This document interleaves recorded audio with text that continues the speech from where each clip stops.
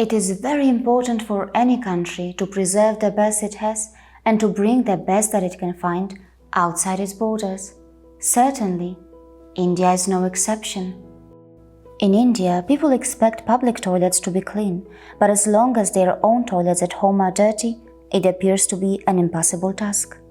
Can you imagine a country with clean public toilets but dirty home toilets? I can't. From my personal experience, I can say that most home toilets in the West are as clean as they are in the 5-star hotels of India.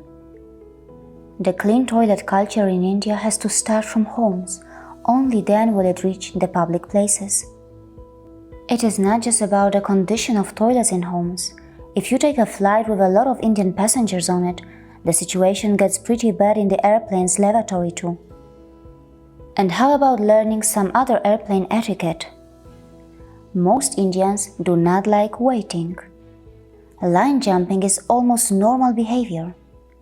When the airplane reaches its destination, they want to be the first to alight from the plane. Even if you are seated at the first row, it might be possible that you are the last one to leave the plane, unless you are ruthless enough to push yourself through the line. It doesn't matter if you are a female or if you are carrying a baby. Even fellow females will hardly care.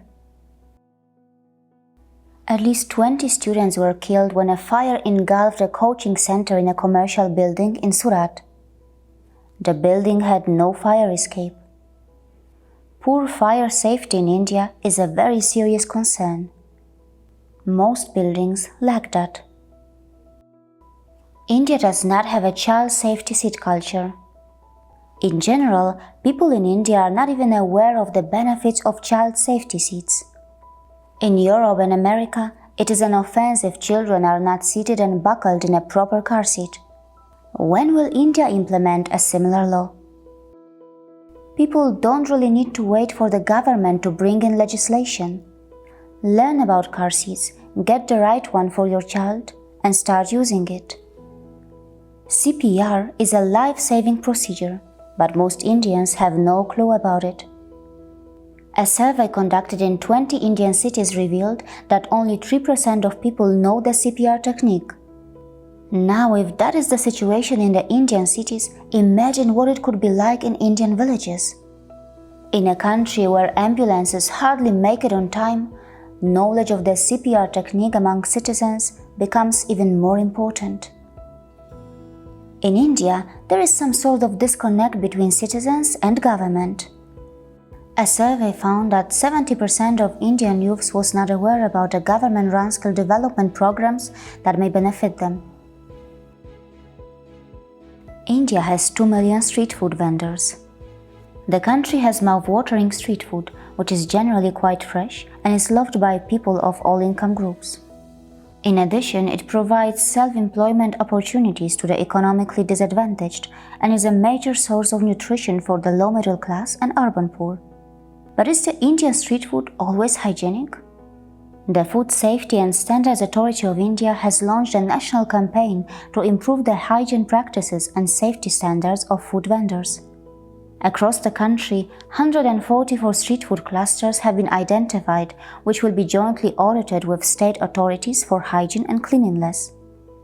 In 2018, Ahmedabad's Kankaria Lake area became India's first clean street food hub. These are good signs, but India has a long way to go to match the standards in Europe or America. If you want to purchase or rent a new property in India, you may notice the poor finishing or lack of attention to detail. Brand new apartments in India already look worn out and aged, at least by European standards. Why? Is it because Indians tend to compromise easily, or is it because of the fact that India's low-skilled laborers are not professionally trained? The situation is also pretty bad when it comes to the management of government offices and hospitals. Most of them are not properly maintained. I am often told that it used to be even worse. Citizens should be held equally responsible. I do not think that the Indian government can fix any of these things without proper participation by citizens.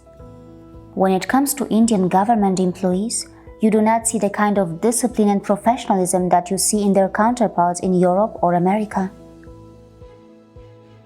In most European countries, there is not much difference between the quality of a public school in a village or one in a city. But in India, students in the villages are very disadvantaged. Even China is doing a lot better.